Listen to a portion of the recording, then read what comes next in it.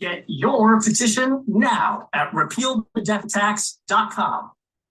Yes, we need you. We are looking to repeal the death tax that was hidden inside Proposition 19 in 2020. That's the one that erased the protection for property transfers between parents and children. For 30-some years, Californians had the constitutional right to pass property to their children, a home of any value and a limited amount of other property, like a small duplex, an apartment building, a small business property. And the property tax bill stayed the same. It did not count as a change of ownership under the law. But Prop 19 took that away. And we want to put it back because people are getting slammed when their property is reassessed to current market value right after they lost a parent. And they hear about this, they get the letter right as they're getting the sympathy cards. Because you have only a year. If you inherit your parents' home and you want to move into it, you can have a bit of, it's capped, but you can have a bit of an exclusion, but you only have 1 year. So the assessors have to let you know right away, and they're not happy about it. I'm Susan Shelley, Vice President of Communications with the Howard Jarvis Taxpayers Association, and I'm joined here at Repeal the Death Tax Petition Party by our Legislative Director, Scott Kaufman. Hi, Scott. How are you today? I'm well, Susan. How are you? I'm good, thank you. So we are collecting signatures on an initiative petition, and we need 1 million signatures, and we don't know how many we have because the mail's coming in boxes, and it's going to take us a week or two to open all the envelopes and count everything. It is not too late. You can download the petition at repealthedeathtax.com. Repealthedeathtax.com. Very easy. You just click the link that says download. You get a 5-page PDF. The petition is the last page. The rest of it is instructions and information. Print the petition, room for 2 signatures, sign it, fill out that little form at the bottom that says Declaration of Circulator, because when you do this, you are your own circulator. You are the person standing in front of the supermarket, except you don't have to stand in front of the supermarket. Just download it, print it, fill it out, mail it back. And if you're collecting signatures, if you've been doing this for months, thank you very much for your efforts. Send them back. We know how many petitions are out there. We know how many have been downloaded. Send them back because they can't be counted if you don't send them back. They don't do us any good sitting on your dining room table. Send them back. Now, go to the post office tomorrow, no later than Monday, postmarked by February 5th. We can still do this. Here's your assignment. Tell everyone you know to do this. Make them tell everyone they know and get it in the mail on Monday. That's the recipe to repeal the death tax. We're at 1-800-222-5222. We are live broadcasting on 790 KABC and 560 KSFO. And you can tell your friends that they can, if they're not local, in the areas where you can hear this on AM radio, they can hear it on their phone at KABC.com, KSFO.com. Everybody can get in on the Repeal the Death Tax Petition Party, download the petition, and help fix this problem. I am so honored today that Scott and I are welcoming a very special guest. Los Angeles County Assessor Jeff Prang is with us. He's the former mayor and city council member of West Hollywood. He's been an assistant city manager, and he has done just an outstanding job as Los Angeles County Assessor. Just a great job. It's an extremely difficult task. It's the biggest county in the country, 10 million people, lots of property, lots to do. And he's done an outstanding job. And he is not pleased with this death tax portion. He's been helping us to talk about why it's so important to repeal it. Welcome, Assessor Prang. Thanks for being with us. Thank you so much. It's great to be with you. Thank you for the invitation to be here this evening. Well, we greatly appreciate you, and you'll take calls from people if they have questions. Absolutely. Okay, we're at 800-222-5222. If you'd like to talk to Assessor Prang, if you'd like to talk to us from the Howard Jarvis Taxpayers Association, we are here, 800-222-5222. So tell me, from your perspective, what's wrong with this Proposition 19 provision? That is quite an extended conversation. There's a lot of things wrong with Proposition 19, starting from the way it was conceived, to the way it was developed, the way it was rolled out, and now ongoing the implementation. So Prop 19 was put on the ballot by the legislature in 2020. It was done at the end of the legislative session. It was a negotiated deal that was put together in the last week or so of the legislative session. It's important to remember that anything dealing with property tax administration is extremely complicated. There's a lot of nuances and a lot of different moving parts. And if you're dealing with policy generalists trying to craft something really fast, and you don't have everybody in the room who knows all these nuances and all these moving parts, you're going to have a product that's going to be flawed. So Prop 19, as it was adopted by the voters, was terribly flawed. It had numerous inconsistencies in law. It had deficiencies that needed to be corrected. It was a dumpster fire. That's just in terms of implementing what the voters want. The other problem that I have with Prop 19 is that it had a specific goal, but to get to that goal, they threw other things into Prop 19 to make it more attractive to voters. But they also put other things into Prop 19 that were really, I think, masked from voters. The main purpose of Prop 19 was to provide a benefit to seniors, to the disabled, and to victims of natural disasters such as a flood, fire, or earthquake. And the concept, which was to allow those qualified applicants to be able to move without being reassessed, to essentially to make your property taxes affordable for those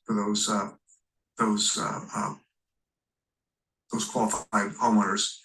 The challenge is when you stabilize taxes for one group of people, you also stabilize revenue. And local government depends on property taxes to pay for police and fire and roads. So there was a measure pre-Prop 19, was called Proposition 8 in 2018, that would have allowed, that did very simply would have allowed the base years of the property to be transferred. That failed. So they came back with another one, Prop 19, and they put in some things that people like. They put in funding for firefighters. But the way that they paid for it to give these benefits to seniors is they took away benefits from family inheritance. They reduced what was very robust benefits for parents to transfer the property to the children, and they reduced it dramatically. And but they didn't really talk about that during the campaign. Not at all. The public was, there was a sliver that they talked about. They talked about a case in Malibu where you had the family of the late actor Lloyd Bridges. His family had bought a home on the beach years and years ago. But when Lloyd Bridges died and his sons inherited the property, it had a very, very low tax base. And they then rented the home out on, I guess, Airbnb, and were making $15,000 to $20,000 a month. And a lot of people thought it was unfair to give rich people a cash cow without having to be responsible for property taxes. And I think a lot of people might look at that scenario and think that's inequitable. But the truth is, most people inheriting property are small property owners. Most property being transferred is between parents and children, where they're turning over the cherished family home or the business that they operated. Most property owners are not big giant landlords, and so I think those people, if they were aware that their children's inheritance was at risk with Prop 19, I don't think they would have voted for it. Prop 19 won by a very narrow margin. And so obviously it wasn't hugely persuasive to the entire state. And I think if people knew this was going to impact their families, it would have gone down. Well, yes, you're right. They occasionally mentioned trust fund babies and out-of-state investors and the people on the beach in Malibu, but they didn't write something that affected trust fund babies and out-of-state investors and people on the beach in Malibu. They wrote something that affects every single piece of property in California. That's right. And that's small businesses, small apartment buildings, individual homes that are rented. There are something like 2 million rental households in single units. Condos, townhouses, single family homes that are rented, and there are tenants in there. Now, what happens when a parent passes away and a child inherits that rental property? What happens So that rental property, the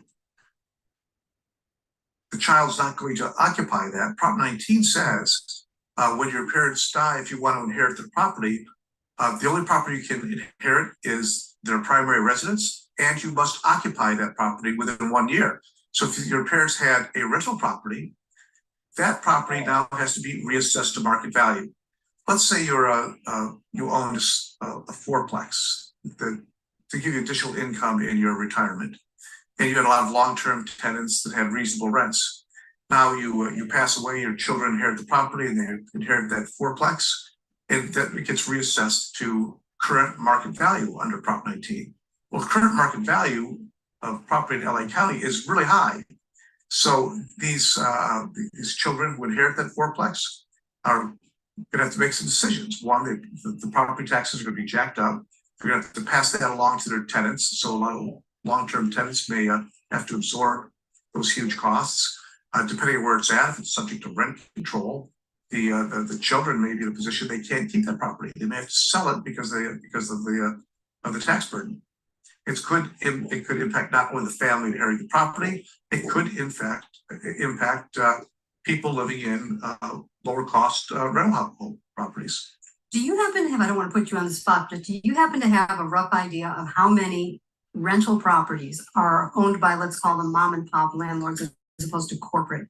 I don't have that number handy. We could probably come up with a back of the envelope sort of estimate, but I apologize, I don't have that. But it's a significant number of small owners. It's a very significant number. Who just own property in their own name. It's not in some corporate structure. And when they pass away and their kids inherit it, I would venture to say most property owners, they may own their home, they own 1 or 2 or 3 other properties.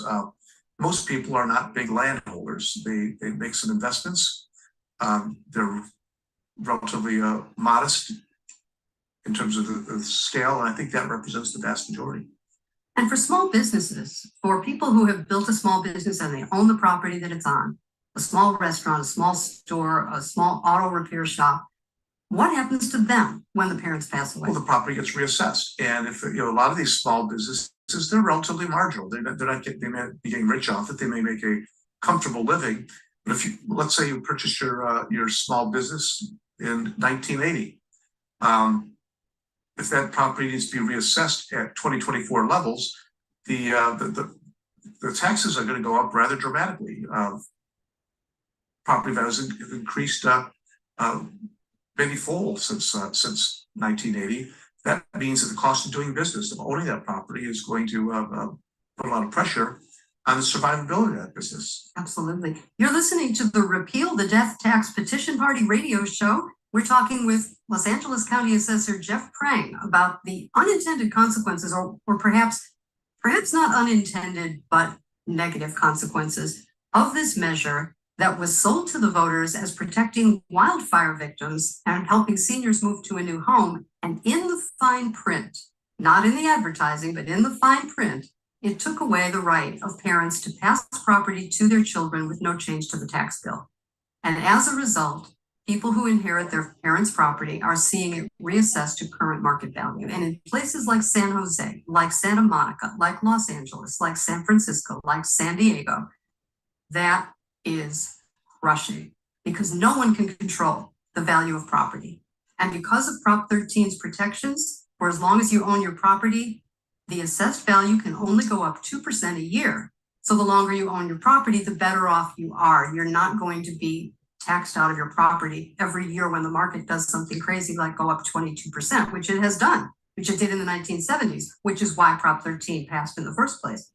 And now we're seeing it in this passing property to the next generation. And one of the things that I've been very concerned about is the effect this has on communities that were disadvantaged historically for property ownership. How does this affect places in Los Angeles that are historically Black, where the values have gone up a lot and the families are losing those properties? I have heard this a lot of comments to that effect. I probably have heard more input from members of the public than just about anybody because I'm on the front lines of implementing this measure. But the outcry has been particularly loud in the African American community. it's probably fair to say that many African American families are 1 or 2 generations removed from poverty, and I think it's been very clear throughout the history of this country that owning property has been a traditional way to help uplift a family, to provide generational wealth, so that your kids, so your grandkids, don't have to struggle like in a way that you may have struggled. There's a lot of African American families who believe that just as the Black community is starting to own a great deal of property and has owned it for 50, 60 years in LA County, and they're at the stage where they can leave it to their children and their grandchildren, they feel like the rug's being pulled out from under them. The ladder to success had the first rungs pulled away. The benefits, the inheritance benefits that have existed for generations are now not available. Now, there was a measure that was introduced in the legislature that would have fixed this problem. It was Senate Constitutional Amendment 4, and you flew to Sacramento to testify in support of that. And one of the lawmakers who had supported it was Mike Gibson, assembly member from Los Angeles. Did you talk with him about this? I did talk to Mike, but this was something that was very that rationale was very important to him. The impact it has on the African American community, which he represents a large part of it. Our state controller, Malia Cohen, has also been very concerned about this impact. I was sorry that measure didn't get out of committee, and we were too, but we're collecting signatures. So if you're listening to the sound of my voice and you're near a computer and you're near a printer, you can have an official petition in your hand in 1 minute. Just go to repealthedeathtax.com, repealthedeathtax.com, click download the petition. You'll get a 5-page PDF. The petition is page 5, and the rest of it is easy instructions on how to fill it out. It's very, very easy. It will take you 10 minutes. It will save your family perhaps tens of thousands of dollars a year. Now, these are real prices. These bills that people are getting, where they were paying on the property perhaps $2,000, $3,000, $4,000, $5,000, $6,000 a year, and they're getting reassessed on these homes that are worth crazy values. And they're sometimes getting bills for 2 tax years at the same time. The median sales price of a single-family home in Los Angeles County is over $900,000. There are over 50 independent cities and communities in LA County where the median sales price exceeds $1 billion. If your parents bought their home in 1990 for $250,000, that property may be worth $1 million now. And if you have to suddenly pay the taxes on $1 million, that's $10,000 a year as opposed to $2,500 a year. That may be unaffordable to some of those families. Same thing with if they own a small business, that if they paid $250,000 for their commercial store and now it's worth $1 million. And on the commercial property, they cannot inherit their parents' property tax base. They're going to be reassessed at market value, and that may impact their ability to keep that property or to have operating costs, operate a level that they can afford to continue doing business. And property taxes are different than income taxes. You can have a progressive income tax code. People are paying tax on the income they're receiving. They're paying sales tax on the things they're choosing to buy, but property tax every year as a condition of keeping what you already own. It's I guess I just say that if you're inheriting property, you can't afford the taxes. You're not totally left out in the cold. You do have a piece of property you can sell and cash out. You'll have some money, so they're not totally destitute. But what really bothered me about Prop 19 is that if we believe that the way of the previous law applied to inheritance, if we think that's wrong, I'm okay. I'm fine with having a conversation about that. If we want to change it, and the people want to vote on that, I'm happy to have that conversation. What really bothered me about this entire exercise of Prop 19 is we did not have that conversation. It was duplicitous. People did not know. Now the proponents said, well, it was all in the documentation, it was in the legislature, everybody had the opportunity to see that. And I just thought that was nonsense. There's asking people, it's like asking people to read the contracts for their credit cards. They just don't do that. And the proponents knew that, so they knew they could sneak stuff in and people wouldn't be aware of it. They could claim that it was available, but that's not really the reality, and I think that's manipulative. I think I've been in government most of my adult life. I think it's honorable work, and it bothers me that anytime somebody tries to manipulate the system, that further contributes to people's cynicism and distrust of government. And I think a lot of what went into Prop 13 feeds that cynicism that you just can't trust what they're doing in Sacramento. Prop 19, rather. Exactly. Yeah. Well, let me bring Scott into this conversation, because one of the things that they put on the ballot that we thought was rather duplicitous was a promise to fund wildfire fighting with the excess money that was coming in. Scott, how did that work out for everybody? Susan always likes the punchline here. They got nothing. They got zero. The last 2 years, the firefighter fund has been $0. And the reason is because people are writing off their increase in property taxes on their income taxes. So there's no cost savings to the state. The firefighter fund requires a cost savings to the state, and there is none. So there's $0 into this wildfire fund that they created. In legislative parlance, they call that a sweetener. It's something they put in to get you to vote for it, but it so far has resulted in $0 to firefighters. It was very successful in the campaign.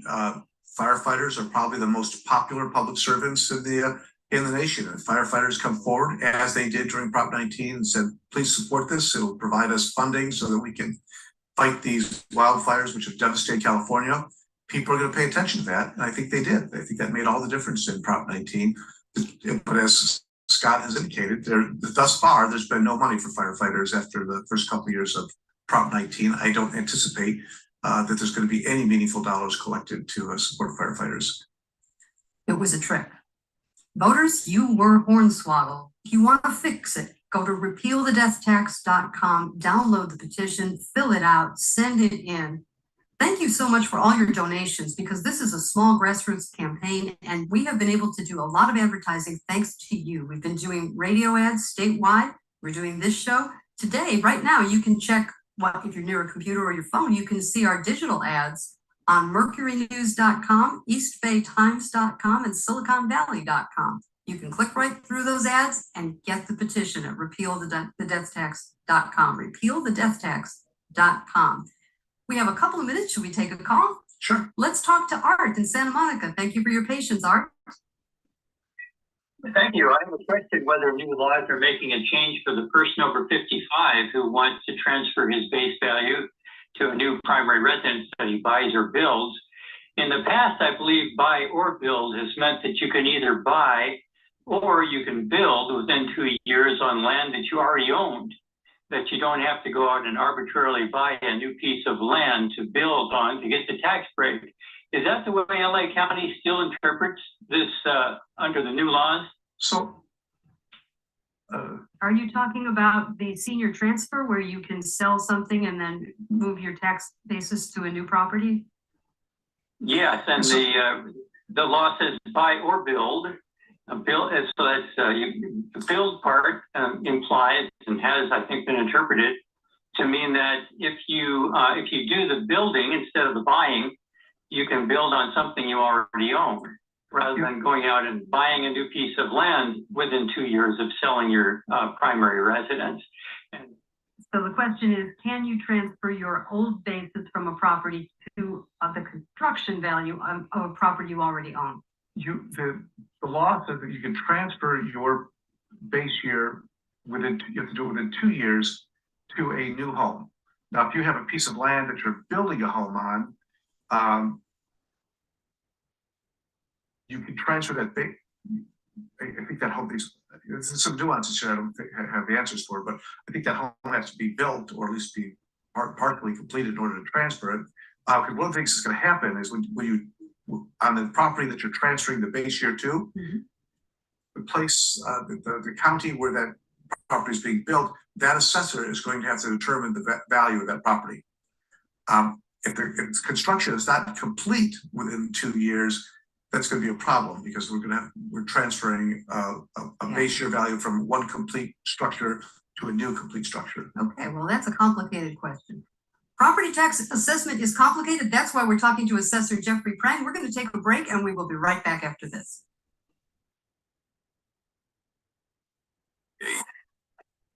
Talk Radio 560 KSFO.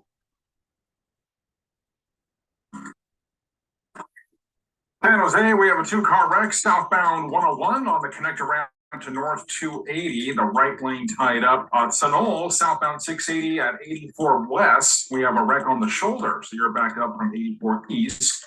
And then a crash in Campbell. It's on the Hamilton Avenue on-ramp to northbound 17. A car collided with a pedestrian. The right lane's blocked.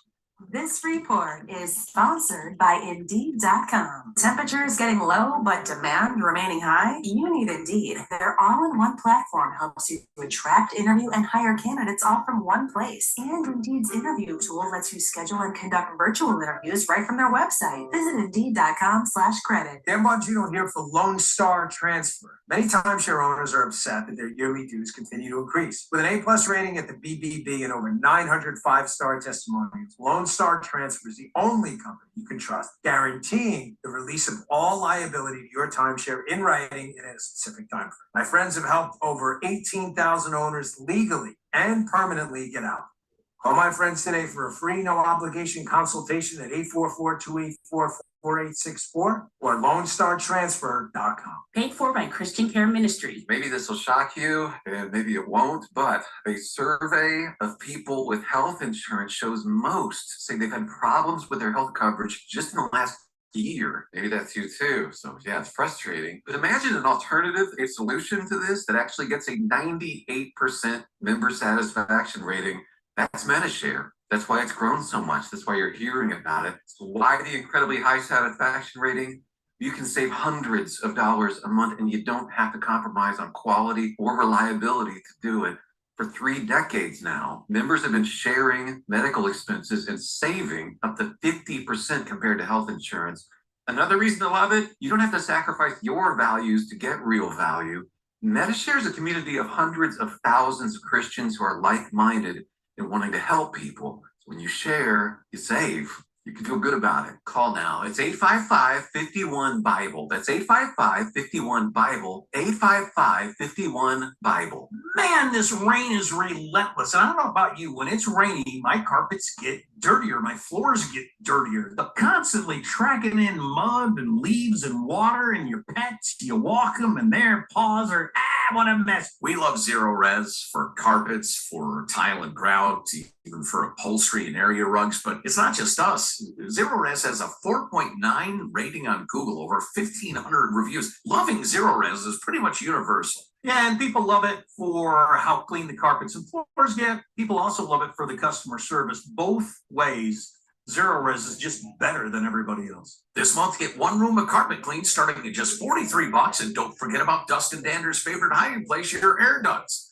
$50 off your air duct cleaning with promo code Clean Air. Or just ask about the Armstrong and Getty special at ZeroResBayArea.com. That's ZeroResBayArea.com. Spelled forward or backward, it's the right way to clean. That's ZeroResBayArea.com. Prescriptions require an online consultation with a healthcare provider who will determine if appropriate restrictions apply. See website for detailed and important safety information. Subscription required price varies based on product and subscription plan.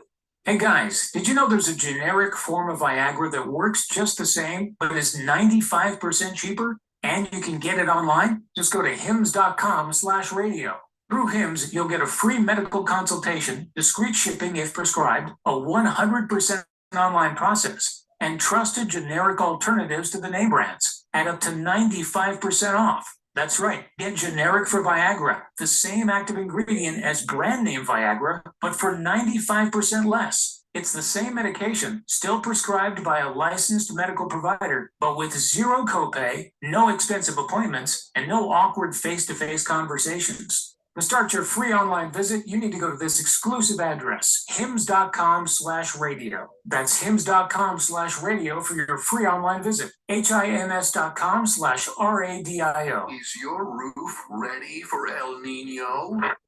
Season after season of blistering summer heat, blasting fall winds, and endless blue winters. El Nino came through that year and the year before, destroyed everything. Shingles flying in the yard, leaks I had never seen before. Semper Solaris is a national award-winning Owens Corning Platinum Preferred contractor. Your roof will be backed by an industry-leading 50-year warranty. It's a 50-year labor and material non-prorated warranty. If there's ever a problem, it's going to get fixed for free through the entire 50 years. Semper Solaris, your local and veteran-owned solar, battery storage, roofing, and heating and air contractor, gets the job done with esprit de corps and honor. Work hard and keep your word. That's what we do every single day. Plus 0 down, 0% interest, and 0 payments for 18 months. El Nino is coming. Call Semper Solaris and get your roof inspected today. Visit sempersolaris.com or call 877-654-3651. Approved credit restrictions apply. See website for details. Expired 2/29/24. CSW number. We have go. It's Repeal the Death Tax Petition Party on 560 KSFO and 790 KABC. We need you. Get your petition now at repealthedeathtax.com. Welcome back. I'm Susan Shelley, Vice President of Communications with the Howard Jarvis Taxpayers Association, and I'm here with our Legislative Director from HJTA, Scott Kaufman, and our special guest today. We're so honored to have Los Angeles County Assessor Jeff Prang talking to us about Prop 19 and the problems that losing the parent-child transfer exclusion have been causing for people, especially in communities where historically they're disadvantaged and they are just getting on the ladder of economic growth. And here they're being forced to sell the assets. They get the cash, but the cash loses value to inflation. The asset appreciates, somebody else owns it. So this is ripping generational wealth away from people, regular people, ordinary people. We're not talking about the Hearsts and the Gettys. We're talking about regular people who invested in a home, in real estate, in a duplex, in a triplex, in a quadplex for income in their retirement. And they pass away and their kids inherit. And these properties are reassessed to current market value, and the tax increase is unimaginable. You can help to repeal this provision, just this one provision of Prop 19. We are not touching the other parts of Prop 19, the senior transfer stays, the wildfire protection stays. We're just putting back what was lost, the parent-child transfer exclusion, which, by the way, was put into the Constitution by the legislature by a unanimous vote that was put on the ballot. It was Prop 58 in 1986. And after a unanimous vote of the legislature, it went on the ballot. It got 75% of the vote from the public. And now it's gone. And it has to come back because this is awful. I want to turn it over to Scott Kaufman for a question. Scott? Yeah, I was just going to ask, because I remember when we first started talking about this, Assessor Prang, you mentioned to me that traditionally when these sorts of things occur, you're given 18 months or so to kind of figure out how to implement this before it's implemented. You were given 3 months. There's no money in there for you to staff up. You're not only dealing with these, processing these intergenerational claims, you're also processing new portability claims. From all the calls we get, I've come to realize that no two properties are alike. The implementation must have just been a nightmare for you. Can you talk more about what this has been like for your office? Yeah, it has been a total nightmare. So Prop 19 required all types of workflow changes to my organization. It required new technology, new ways of processing. It required intense amount of personnel resources to do this work. But Prop 19 didn't allocate any resources to assessors. It increased our workload, which we were already stressed, and made it even more stressful. Moreover, the complex changes that we had to implement internally to process all these applications, the Prop 19 only gave us 2.5 months before it went into effect. And it wasn't enforceable as it was adopted. So I actually told some legislators, I said, here's what's going to happen. We cannot enforce Prop 19. It was written. It goes into effect just a couple of months after it was adopted. People are going to start applying for Prop 19 benefits. We don't know how to process them because the law is too unclear. And in the fall, tax bills are going to go out as they've applied for Prop 19 for the new purchase. And because we're not going to process those applications, since we don't know how, they're going to get a supplemental tax bill that's going to really hit them in the pockets. We probably needed at least 12 months, probably closer to 18 months, in order to make all the changes that were required. One of the other things about Prop 19 that hasn't already been discussed is the 58 county assessors are essentially having to create a brand new quasi-state agency to deal with the transfer of information between counties. Because under Prop 19, you can transfer your tax base to any county in the state. So let's say you're going to move from LA to Calaveras. Well, I've got to assess the property as it's being sold. I've got to transfer that property to Calaveras. Calaveras has to assess the new property being purchased. We have to exchange that information. We don't have the technology system to facilitate that sort of exchange. So we've had to create a new joint powers authority. We had to ask for money from the legislature to create this new shadow type state agency to ensure that the coordination between counties can take place. It's very time consuming, requires a lot of my personnel. And what is happening because of Prop 19, with the volume of work that we have to do to process Prop 19, is slowing down every other thing that we do in the office. Appraisals are taking longer, other exemptions are taking longer. We're struggling just to keep up with the increased workload. And a lot of those applications, some people were getting supplemental tax bills. It took us almost 2 years to clear some of those out because we didn't have the resources or the law, the clarifications of the law in order to process those applications appropriately. Now, one of the things we've heard from people is that they're getting these bills and they may not owe what's been billed to them because they may qualify, but it hasn't been processed. That's right. So tax bills goes out based upon what the treasurer tax collector knows at that time. Now we know that there was a Prop 19 in the pipeline, but if it wasn't completed yet, the tax collector's bill is going to go up based on what they know at that particular moment. For the property owner, they will eventually get that money back. But if you had a home you were paying $2,000 a year in taxes, and you bought one that, if assessed at market value, was $10,000 in taxes, you may not be able to afford that. But there was not really a provision in the law that would allow us to help you. We did have a temporary fix. There was a Senate Bill 989, which gave temporary tax relief to those who had applied for Prop 19. It allowed them to defer their taxes while we were catching up with the backlog, but that expires this month. Oh, well, we're on the phone here with the lobbyist for the Howard Jarvis Taxpayers Association, Scott Kaufman, and the assessor of the largest county in California and in the United States, Jeffrey Prang. What would you suggest the legislature do right now to extend that postponement provision? Well, I think they need to extend it because what I can tell you that if you apply for a base year transfer, taking your tax base that you have now to a new home, it takes us about 6 months to 9 months to process that application. So depending on what time of the year you purchase it, it may not be processed in time for the tax bill. So you may end up getting a supplemental tax bill, have to pay that, and then wait for the refund later on down the road. For a parent to child transfer, those are taking anywhere between 10 and 15 months because it's a much more complicated transaction, and it requires assessors to communicate with other counties to get and exchange information. So that 15 months, that's over a whole tax period. So it's likely you'll get a supplemental tax bill. So Scott, do you think we could get a bill on that to extend that postponement? I jotted it down. We'll see what we can do. At least for LA County, because we have tens of thousands of transactions that come through our office every year. It needs to be permanent for LA County just to provide people that type of tax relief. Well, that certainly would be helpful because people are getting bills that they absolutely can't pay, and they're panicked about it. And they're calling us. It's probably not as big of a problem for smaller counties, but LA County it absolutely is. Perhaps it is in Orange County and San Diego as well. But this is going to be a systemic problem for us.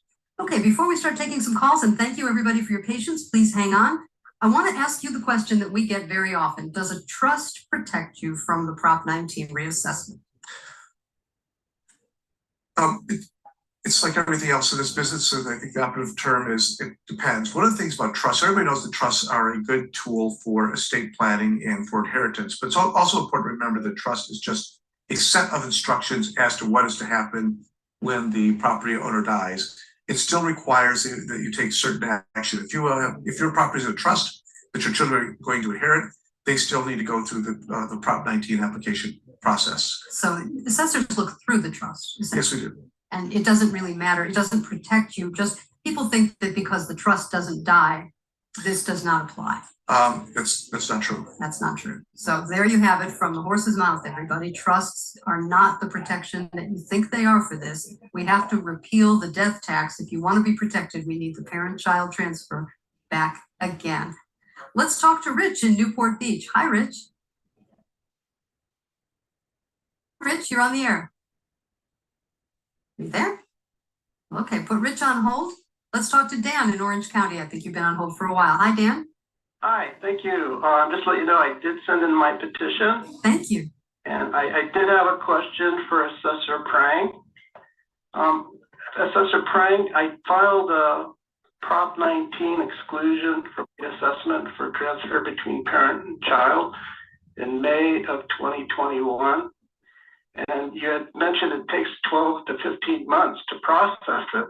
Well, in my case, it did. I didn't get a reply until the following year, June 15th, 2022, and it was a denial because I didn't file the homeowner's exemption. And so my question is, are you actually proactively contacting applicants before any determinative deadlines approach? Yeah, we do send information to the applicants with a letter indicating what they need. We recognize that under Prop 19, you must file the homeowner's exemption in order to indicate that that's your primary residence. We're doing the best we can do to communicate that to people applying for Prop 19 to ensure that they can comply. But this is another big issue with Prop 19 that's going to cause a lot of people to lose their benefits. You have to move into the property within 1 year, and you have to file the homeowner's exemption. And there's not a lot of latitude in the law if those two things don't occur. And how do people file the homeowner's exemption? Now, this is something that knocks $7,000 off your assessed values. That's right. It saves you $70 a year on your property taxes. You can go to our website in LA County, which is assessor.lacounty.gov. There's right on the front page, it says save on your property taxes, download the homeowner's exemption. It's like a one or two page form. It's very simple. You still have to sign it and mail it in. Unfortunately, current law requires that we have a wet signature. We are sponsoring a bill this year, which will allow us to receive electronic signatures. And hopefully we'll be able to do this online. But at the moment, you need to print out that form on your computer and mail it. Just like the petition to repeal the death tax, wet signatures, paper and ink. This is the initiative process from 1911. Digital signatures are not in the picture. So is the form the same in LA County as every other county? It's uniform. The State Board of Equalization is the body which creates standardized forms and practices for assessors. Okay, so you could, if you're listening to this in San Francisco, you could still go to assessor.lacounty.gov and get the form? You probably want to go to the San Francisco assessor because all the information, you get a form that has my name and address on it. Okay, so go to the assessor's website in whatever county you live in, and you can go to boe.ca.gov, that's the Board of Equalization, to find the complete list of all of the assessors' websites and phone numbers and contact information, and lots of great information about all the provisions in Prop 19 if you have specific questions about your property. So do the homeowner's exemption, saves you $70 a year, there's no downside, and it secures the information that you are the principal resident, that is your home, and you will get your Prop 19 benefits such as they are. They're very limited. It's capped at $1 million. Isn't that right? 1 million above. That's correct. Above the current assessed value. If I may, can I quickly compare the difference between the old law and the new law? Sure. So the old law was Prop 58. When it comes to inheriting property, you could inherit your parents' property, their home, and that home could be of any value, and it was exempt from reassessment. And if your parents own a rental home or commercial property, the first $1 million in value was exempted from property taxes. And even if you were lost in grief for an extended period of time after your parents died, and you took you a year or two to get your affairs in order, we were still able to apply those exemptions prospectively to your property. Prop 19 slashed and burned all those benefits. So now the only property you can inherit from your parents is their primary residence, the home that your parents live in. And the only way that you can inherit that tax base is if you make that home your primary residence within 12 months and file the homeowner's exemption, which is a testament that that's where you are living. You have to do this within 12 months. If you don't do it within 12 months, if you are one of those people who get really lost in the bureaucracy about what occurs when people die, or your grief is difficult, or you just don't understand how all this works, you can just be out of luck after 12 months. Secondly, if your parents own additional property, while you can inherit that, you're going to now pay a new tax base based on the market value, which may mean that property is or may not be affordable to you. So it's some dramatic reduction in those benefits. It's a concern. People don't always realize how many different forms they're supposed to fill out when someone passes away. It's a new thing, and they have to notify the assessor. What's the correct process if you have a death in the family of a property owner? Well, anytime there's a death of a property owner, California law requires that you notify my office within 150 days. There's a form called Change in Ownership, Death of Real Property Owner. And the truth is, almost nobody knows they're supposed to do that. Theoretically, you could be fined for failing to turn that document in within 150 days, but because so few people do it in a timely manner, we don't fine them, because everybody would be fined and there'd be a rebellion, I think. But failure to do that is an essential document to submit in order to have with the properties in a trust or other estate planning vehicles. We need to know that there's been a change in ownership. And the longer you wait to notify us, the bigger tax bill you're going to get. Boy, this is so painful for people, and they're at such a difficult time in their life. And so many situations where I've heard many stories where a parent has arranged for a child to live in the home they own, but it's not the parent's primary residence, but they intended for their adult child, sometimes an adult child with disabilities, unable to work. They intended for their adult child to stay in that home, but because it wasn't the parent's principal residence at the time that they passed, reassessed to market value. Yeah, one of the big deficiencies in Prop 19 as well, which we were able to clarify with some corrective legislation, but if you're a parent, let's say your parent aged and developed dementia and you had to move them into a memory care, well, the law was pretty clear. It said you can inherit your parents' primary residence. Well, when they're living in memory care, that's no longer their primary residence.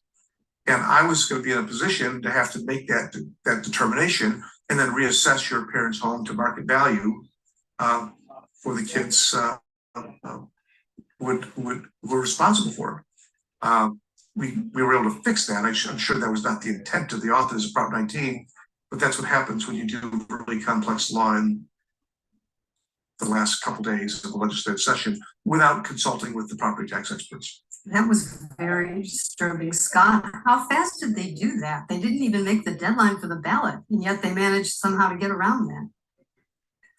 Well, they make the rules. So yeah, you're right. They missed their own deadline to put Prop 19 on the general election ballot.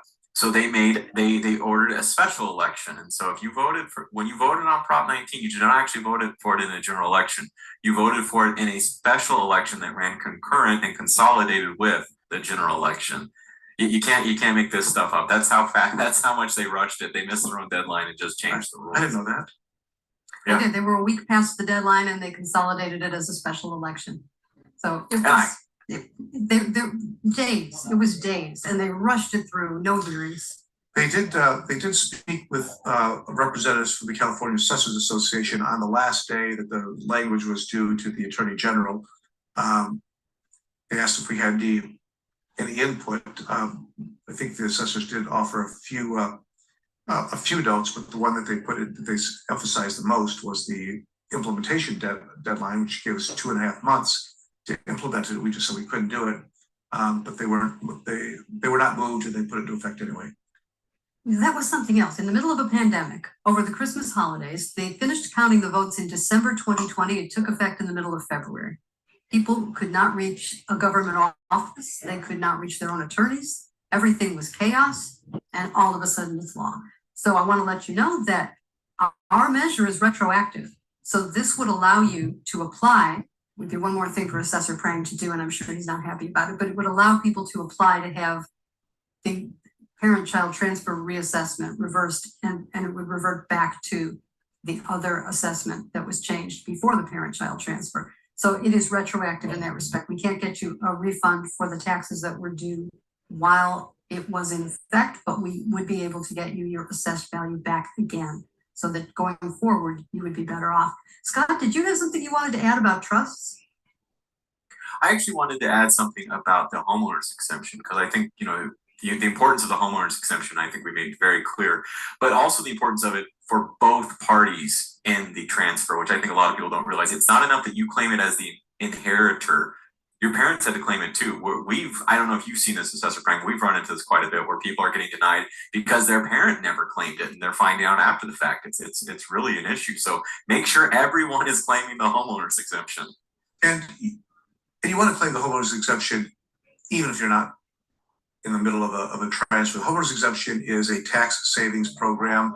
It'll reduce your taxes by your assessment by $7,000, save you $70 a year on your property taxes. And in LA County, we estimate that about 1/3 of all qualified homeowners who would qualify for the homeowner's exemption don't apply. And the reason they don't apply is simply because they don't know about it. But we estimate there's about $40 million in unclaimed property tax savings in LA County alone.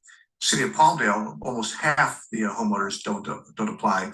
And if you want to know whether you have the homeowner's exemption or not, you can go to our website. Again, that's assessor.lacounty.gov. Type in your address, and it will tell you whether you have that exemption. And if you don't have it, print out that form, send it in, and we'll start saving money going forward. Is it easy? Are there any other documents that you have to send in, or you just fill out the form? Just the form. It's pretty simple. Pretty simple. So everybody be sure you fill out the homeowner's exemption form. Let's take a call. Let's talk to Todd in Los Angeles. Hi, Todd. Hi, can you hear me okay? Yes, we can. You're on the air.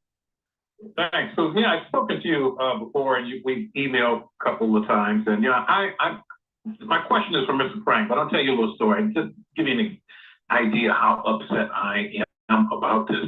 As you know, when you and I have spoken, I've actually hired somebody, and I've gone out to Rouse and sat out and gathered signatures and bonds, and actually been chased away by the police. Was just chased away Wednesday. I mean, I believe people were hoodwinked and bamboozled by this Prop 19. And you're talking to a former reserve firefighter, current lawyer, current broker. Okay, this is my story. My mom died 1 month actually after this went into effect. Okay, as a broker, I've been checking the comps. I know it takes effect the moment she dies. So this was an apartment building. So according to the comps I looked at, the property was worth 2.5 max. Imagine my surprise 2 years later when I get a valuation letter from the assessor that indicates the property is worth, hold on, here it comes, $5,100,000.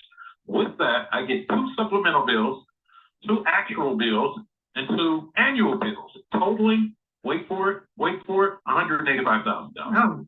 So my question is this. Now, I know this is backed by the legislature, but how is it possible for that appraiser to double that property? This is what he did. This property is, I don't know how familiar you are with the Crenshaw area, but it's right dead smack in the Crenshaw area with their other like 500 apartment buildings in this area. But he decided to drive 15, 20 minutes out of the area and get comps from Culver City. When I found a comp directly across the street. So my thinking is, well, maybe he's in bed, or maybe his office is in bed to the legislature. I just don't understand that. Well, it would be very difficult for me to referee a specific assessment in that case. I'll have to help you if you want to contact my office. But we do a market analysis every time there's a transfer of property. We look at focus on recent sales and comparable sales. And sometimes if there aren't comparable sales, they may extend the radius where they look. But I'm happy to discuss that with you offline. Well, thank you for the call, Todd. I'm sorry we didn't get to the rest of you. Everybody go to the website. We will post some signing locations this weekend. We'll post it at repealthedeathtax.com. Tell everyone you know to get the petition. This is it, folks. This is the end. Get them postmarked by Monday or it will be too late. Thanks for being with us. I'm Susan Shelley with the Howard Jarvis Taxpayers Association. For Assessor Prang and Scott Kaufman, thanks for being with us. The preceding ad was paid by Repeal the Death Tax, a project of the Howard Jarvis Taxpayers Association. The views, opinions, and beliefs expressed are those of Repeal the Death Tax, a project of the Howard Jarvis Taxpayers Association, and don't necessarily reflect those of the staff or management of Cumulus Media or other partners.